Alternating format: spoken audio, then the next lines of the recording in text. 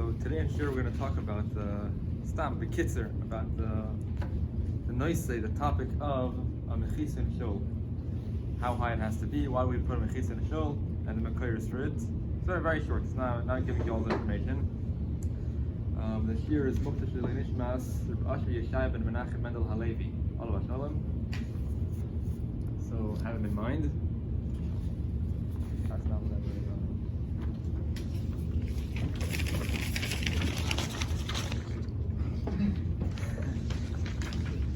Okay. So we all know that in the Beis HaMikdash, in the Azara, there was Ezos Yisrael, then there was Ezos Nashim. So in the Seches Midos, it says in the Mishnah, in Perek Beis, it says that part of the Azara, the Ezos Nashim in the Beis HaMikdash is the big courtyard in the Beis HaMikdash is called the Ezos Nashim. But not necessarily that the woman stood in that Azara, in that courtyard. The place was called Ezos Nashim. I guess at a certain point women did stand, as we'll see in the Gemara in Sukkah. But around that Azara there was the Mishnah calls it Tikifba, it's in Perek Beis, Mishnah Gimel, I think. No, it's Mishnah Dalet. It says that this courtyard, this Ezos Nashim, in the beginning it was flat, it was all on the same level, the whole Azara, the whole courtyard. However, later on, they put a k'tzutzra around it. What's a k'tzutzra? So, bepashas, it means a balcony. And that the women could look out from the top, and the men stand on bottom, so they will not be mixed with each other. That's what the Mishnah says in the Seches Midos. The Rambam in Pirush HaMishnayos, he explains it. He says, "V'inyan chalaka," the idea that the Azara, the courtyard, was flat. It was flat without any thick walls surrounding it. It's explained at the end of Masechah Sukkah.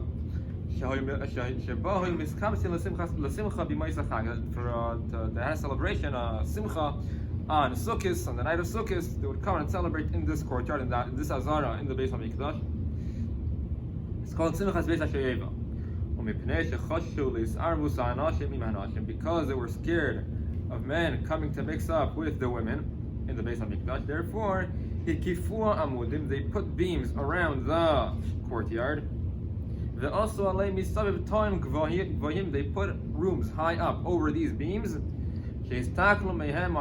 so the women could look down. When the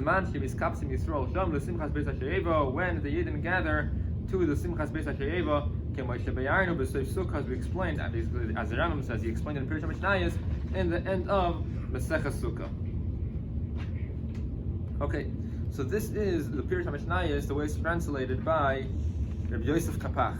We know that the Rambam wrote, his Mishnah Torah is a sefer they wrote in Lashon Kodesh, but the Pirush HaMishnayos he wrote in Arabic. In Arabic with Hebrew letters, that's how they wrote. So, but during his lifetime, the Pirush HaMishnayos was translated to Lashon Kodesh. So during his lifetime, it was translated to Lashon Kodesh by a person named Rabbi Yehuda ibn Tibon. So he took the Pirush HaMishnayos in Arabic, translated to Lashon HaKodesh.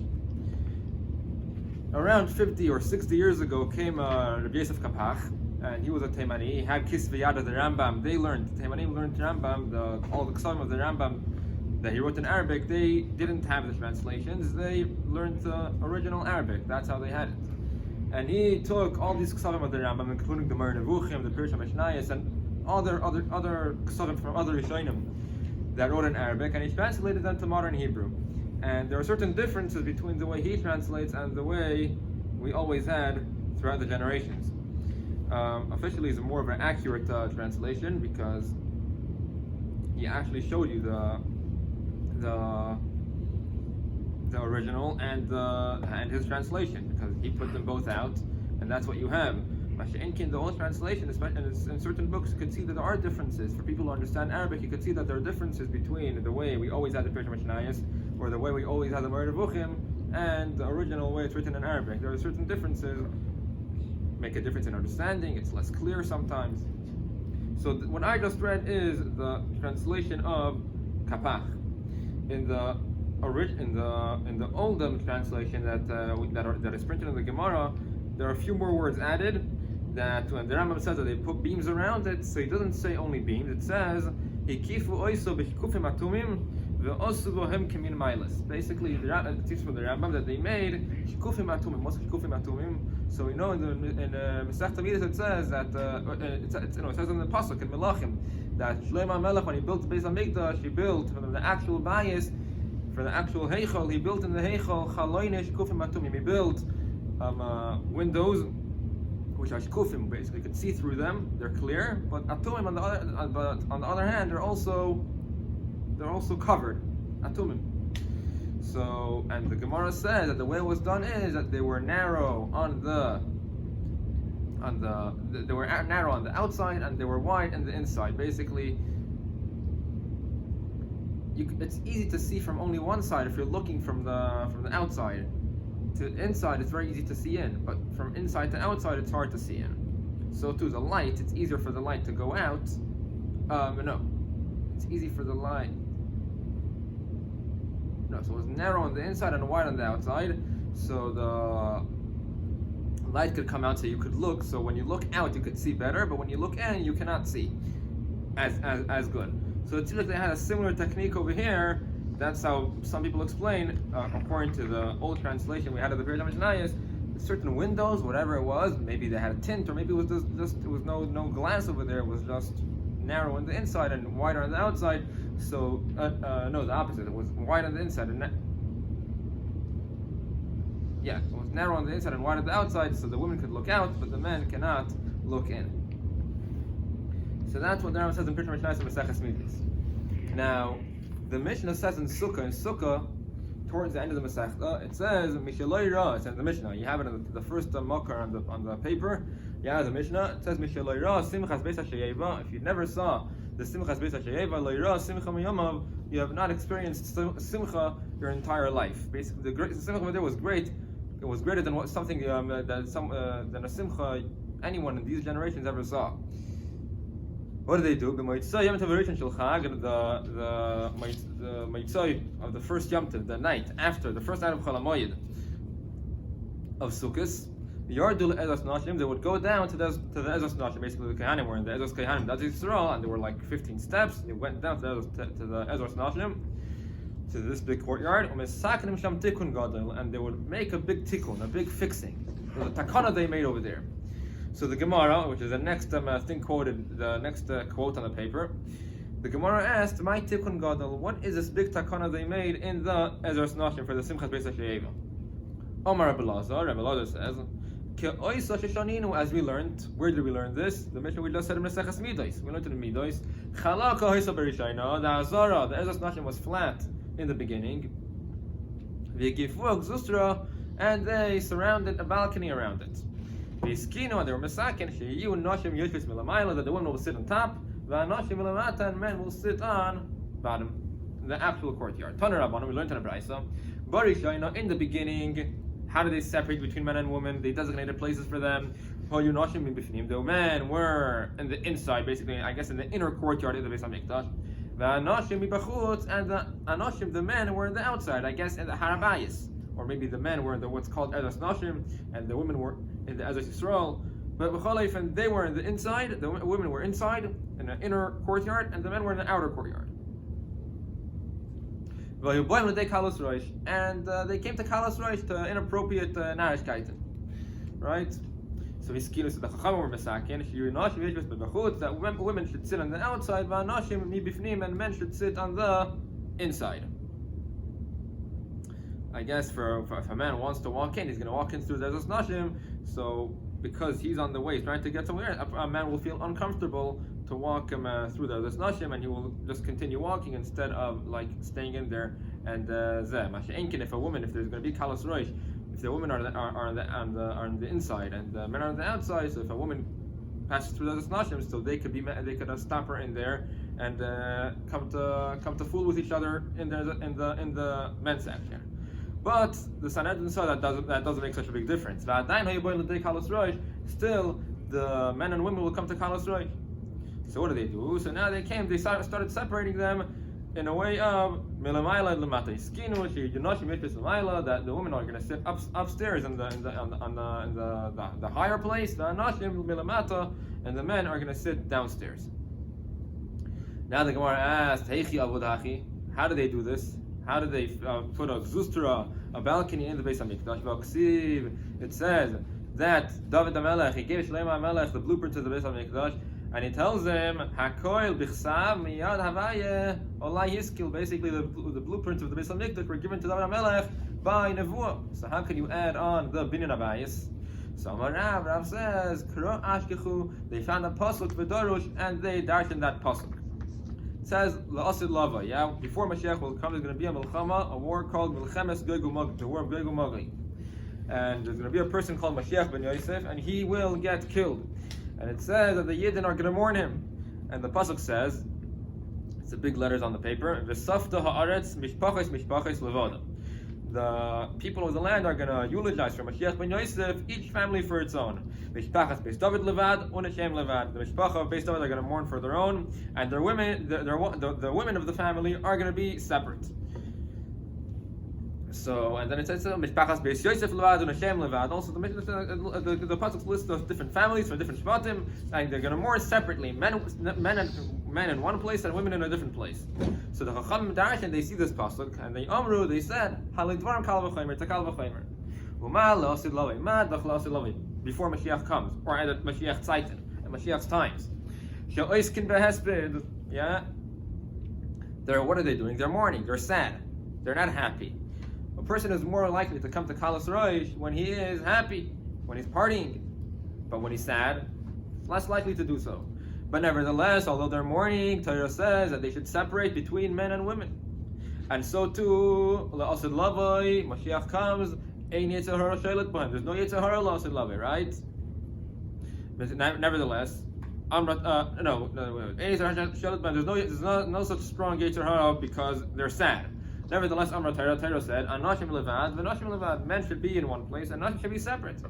Achshav. Now, Bisman HaGolus, yeah, or before Mashiach came, they're besimcha, yeah, shasukin besimcha, that they're happy v'yetzer hara sheilet b'hem, and the yetzer hara is more likely to come and control them.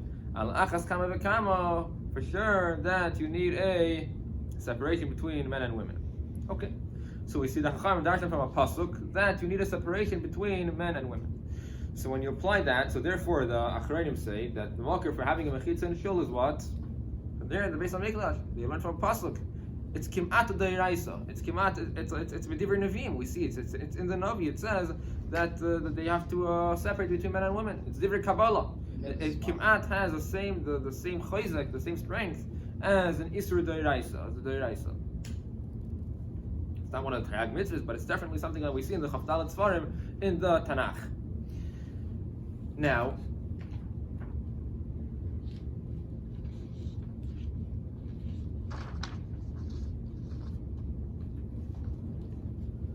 if you read the Rambam in Pirush HaMishnayos and Sukkah, so the Rambam brings this type of the Mishnah that says that they went to the Ezras Nashim, they were misakin a tikkun gadol. What's a tikkun gadol? The Rambam says in Pirush HaMishnayos, Roitze Leimar, you have it on the paper. Roitze Leimar, the Mishnah wants to say that gadol atoyheles. Basically, this tikkun, this accomplished a big thing. Vihu, what did it accomplish? Ki ha'amayu misaknim mokim la'anoshim umokim la'anoshim. The best, and they designated a place for men and a place for women. Umekim anoshim l'mayla mimkim anoshim. And the place that was designated for the men, for the women, was higher up than the place that was designated for men. Why? So the men do not stare at the women. Very interesting lashon in the Pirush HaMishnayos Rambam, where the Mishnah did not say in Midos. In Mesachas Midos, the Mishnah said Kadesh Lois Arvu, so they don't mix. Over here, the Rambam says in Pirush HaMishnayos Kadesh Lois Taklu Hanoshim Banoshim, so the men don't gaze, don't look at the women. Take in the Sefer Hayad, in the Mishnah Torah, in Hilchos Sukkah, Hilchos Lulav, he's in Perek Ches. The Rambam says he talks about Simchas Beis HaShe'eva, and he said that in the Beis HaMikdash they would make a party the nights of Sukkos. And the Rambam says they would put for the woman a place on top, The men would go on the bottom floor, milamata. Again, like the Mishnah says in Midos, so they don't mix with each other. So now, based off that, the shaila it came in America, in modern times, even back in Europe, how high does a mechitza have to be? In Europe, it was less of a debate between it was a debate between the Reform rabbis, the conservative rabbis, and the Orthodox rabbis.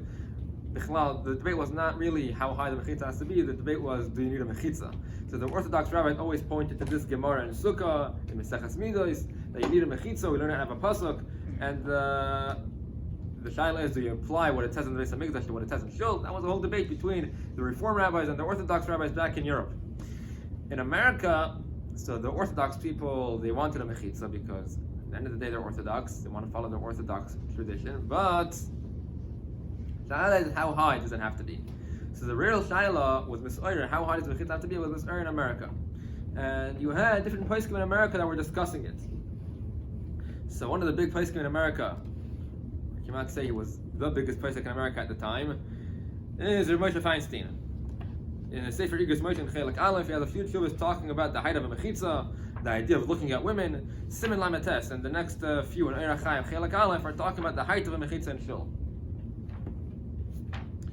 So he says the following. He brings these mekayros, and he says that if you look in the Gemara, in the Mishnah Midos, or in the Sefer Hayad of the Rambam, he sees lashon that he says is the reason we put the mechitza is shelo yisarvu ha'anashim, shelo yisarvu elu elu, so they don't mix with each other.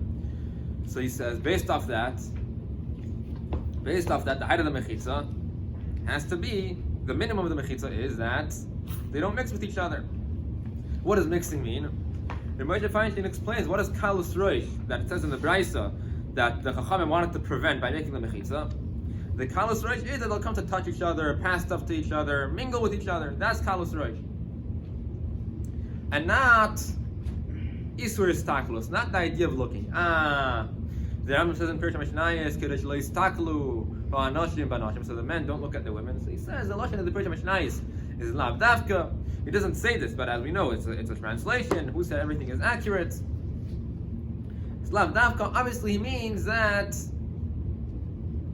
the shelo yisarvu, they don't come to kalas roish through touching each other, through mingling with each other. That's how he explains. He goes on to explain that there's no such a thing as isur istaklus. Basically, Chachamim never felt the need to prevent people from looking at women, because if so, they should have made a mechitza, a partition in the street. In the street, you could go ahead and look at women, right? Chachamim should have been choshesh to that and made a separate sides for men and women in the street, and walls and windows also for them. And the fact Chachamim didn't do it, only the Beis Hamikdash.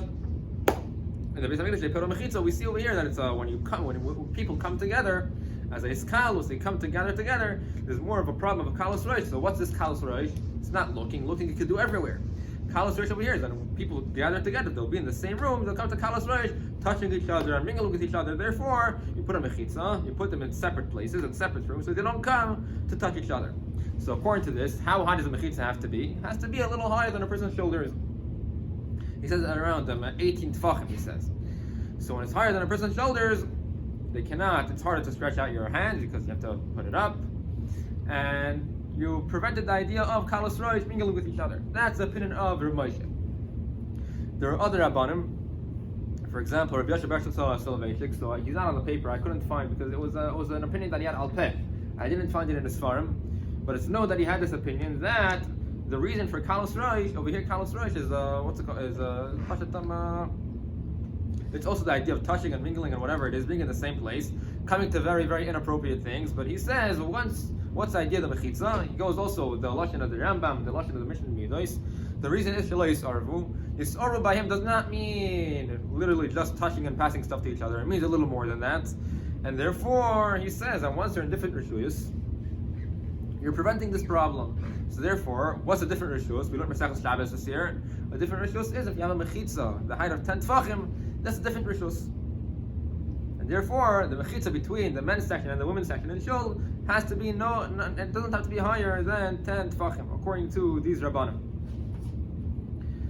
Which one of them was Rabbi Yeshaya bar Soloveitchik from Yeshiva University. That was his opinion. And again, I guess the same thing you would say that Shalei Staklu B'Nashim. He says it's Lav Davka, or maybe he says a machloikis between the Rambam was Chayzer Boy, between with what he wrote in Masechah Sukkah to what he wrote in the Mishnah Torah, that the reason he wrote in Pesha Mishnah is so they don't look at each other. But then he was Chayzer Boy, and he decided that in Mishnah Torah he says the reason is Shalei Staklu, they shouldn't mix, and therefore it does not have to be so they don't see each other. It's enough if they're in a different rishus, or if they can't touch each other, they can't mingle with each other. So either 10 tefachim or higher than a person's shoulders, the average person's shoulders, according to Yeshaya, according to Rav Moshe.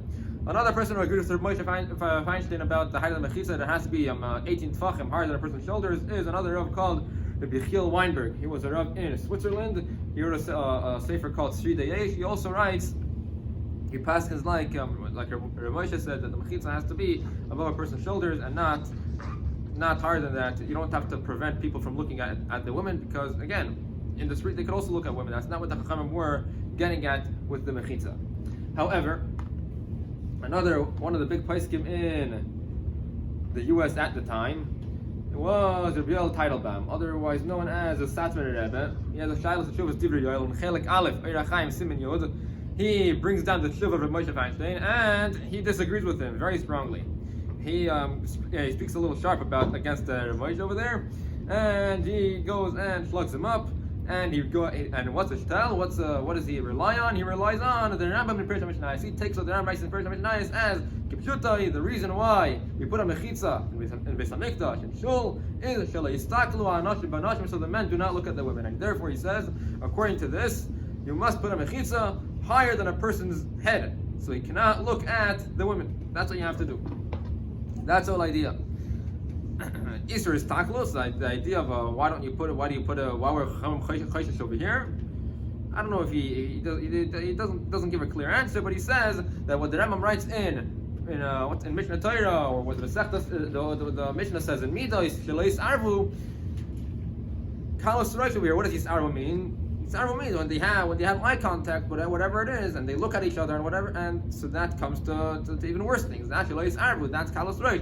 They don't mix. They don't come to do bad things. And Rabbi Yoel, he points out another thing. You cannot say that the Rambam was chayzer by Mishnah Torah from what he wrote in Pirush HaMishnayos. Why? Because according to this, if you're going to say that the Lashonis of the Rambam are arguing between the Pirush HaMishnayos and the Mishnah Torah, then if so, you have to say that the Rambam is arguing with the clear Mishnah, because the Lashon in the Mishnah in Midos is also Shalei Sarvu Zebazeh, so they don't mix. So the Rambam is also arguing with the Mishnah in Midos. He says it's very hard to say such a thing, and therefore, obviously, when the Rambam clarifies and takes it a step further, that the reason for the mechitza is so they don't come to look at each other, obviously that's what it means. And obviously, when the Mishnah says, or when the Rambam in Mishnah Torah says that the reason is Shalei Sarvu, obviously it also means they don't look at each other. And what's the idea of taklus? It's a famous thing of it's discussed in different shuvas. The Rosh Hashanah has a shuvah, Tzafnas Pa'anayach. He has a bunch of Marim Mekemis of what his taklus is. He's a bunch of Marim Mekemis in different places in Shas, in Yerushalmi, in Tosefta. What does this taklus mean? One of the places it refers to is there's a Gemara that says that Rabban Gamliel was once standing somewhere and he saw a woman. And he made a bracha. What's a bracha? What's a bracha that he made? He made a bracha, a similar bracha to what we make that when we see a trees on the days of Nisan. That he made a bracha to the Eibishter that he created nice creations in the world. So the Gemara asked, wait a minute, you're allowed to look at women? What's he looking at women making a bracha? You're not allowed to look at women. It's an Isur. So the Gemara says, no, don't worry. Keren Zaves Havai. It was by a corner. Basically, Rabban Gamliel was walking in the street, and he came to a corner. There was a house, and she was also by a corner, and they bumped into each other. So for that moment, it was be'oinus. He just looked at her, and he obviously looked away the second after. But for that moment, he made a bracha. So he says. So obviously we see over here. So the Gemara says that there's the heter was Keren Zavis. Basically, it was not intentional. His taklus, the whole idea of l'susura achar levavchem v'achar yeinechem, which we know achar levavchem is znus. It's only when you do his taklus. His taklus is with intention, with kavanah to look and have anah. If it's not for the kavanah to have anah, it's not a problem. And I guess in the Beis Hamikdash, the Chachamim were choishish very much to this idea of his taklus, that men are going to come to be mistakel b'kavanah, to have anah from the nashim, and therefore Chachamim in the Beis Hamikdash, sure, we want to have a geder, and we learned from the idea of the hesped by Mashiach ben Yosef Lasid Lavai that there's a certain gather, so the men don't look at women. In the street, I guess, it's not so shaykh to make such a takana, have separate sides and walls in the street. So that's the Tantas HaMachloekes between the Achronim, based off the Gemara and the Rambam, of what the height of the mechitza should be. So in different shuls in the United States, there are different types. Also in Eretz Yisrael, there are different types of shuls and different heights of the mechitza. Each one follows his rabbi. Now, us in Chabad, we follow the opinion of the Rebbe. The Rebbe agreed, he took the side of Rabbi Yoel. The Satmar Rebbe, that's the opinion he took. We see in different Igros Kodesh, which are quoted in the back. In the second side, the Rebbe talks over there, he writes a letter to a person. He's writing to a person who wrote to him about the height of a mechitza in Shul. So the Rebbe says, basically, not so long ago, there was a certain magazine, a Torah magazine that would come out in Brooklyn called Hamoir, Teves Tafshin Yud Aleph, and there was an article over there written by Rebbe Avram Weinfeld from New York. And he notes over there, he brings a note from the Rambam in Hilchis Lulav, and it's also from Hilchis Beis HaBechira, where he quotes the Mishnah in Midos, and from Pirush HaMishnayos in Sukkah, and Tosfos Yom Tov over there, that in the last two Mekoyers, basically the Pirush HaMishnayos and the Tosfos Yom Tov, it's very clear over there that the reason he put the mechitza is the mechitza has to be in the height. The mechitza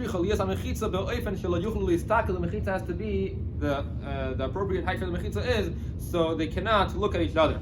And also, there's a whole shub over there from Maharam Shik. Maharam Shik was a Talmud of the Chassam Sofer, so he writes over there Bichlal in general about how mechitza is necessary. He was writing a shub against the Reform community that you have to have a mechitza. It's very necessary. It's a chiyuv. Kimata Deiraisa, that's one of the biggest shuvas about mechitza, is the Maharam Shik. He was a Talmud of the Chassam Sofer, he lived in Hungary, and over there he talks about that Shehirish Oilam Neged Reitzim Lasas Mechitza Ba'amudim even Sheyuchlu Liras. Basically, at that time, the Reform people, they wanted to make a mechitza with just beams. Just beams between, have beams, I guess, within 3 tefachim away from each other. Just a mechitza to be different rishuyas. And whatever it is, and Maharam Shik, he wrote very against it, and he said that you need to have it, the mechitza, in a height that it should be a solid wall, and the height is that they should not be able to look at each other. So that's one letter of the Rebbe, and then there's another letter of the Rebbe, also printed in Igros Kodesh. That's, I guess, someone wrote to the Rebbe that in the shul that he was davening in, or whatever, he was a Rebbe of a shul, and they did not have a proper mechitza. Or either they didn't have a mechitza at all, or they had a mechitza which was 10 tefachim high, and he wrote to the Rebbe that he was able to get to the mechitza to the height of, what's it called again, to the height of a person's shoulders, like Moshe's opinion. And the Rebbe tells him, Yeshaya gadol, v'gadol, you have a great schus, al she'olah b'yodi lasas hanal, that you accomplished this thing of the mechitza. V'zika is rabim, you gave schus to the rabim, u'schus haram toliboy, u'bevad b'meshach hazman. And I'm sure the Rebbe says that over time, b'divrei noyam, when you'll speak to them in a nice way, or if you'll come in a respectful way, you're going to add to the height of the mechitza, till it's going to be higher than a person's height. Basically, don't push too much. Basically, if you see you have an opportunity to push the mechitza a little higher up, then do it. But don't try to cause machlokes, because the way it is, I guess, this little bit is also something. It's better than nothing. So don't try to push it a little more unless you have the what's it called again, the opportunity. But nevertheless, the Rebbe says the ideal mechitza, the height of the mechitza is lemala mikem es adam, and the Rebbe says the zil basar time adim also go after. The reason of the idea is, I guess he refers to the Rambam, that the reason is shelo yistaklu anashim banashim, so the men do not look at women. So that is what we do.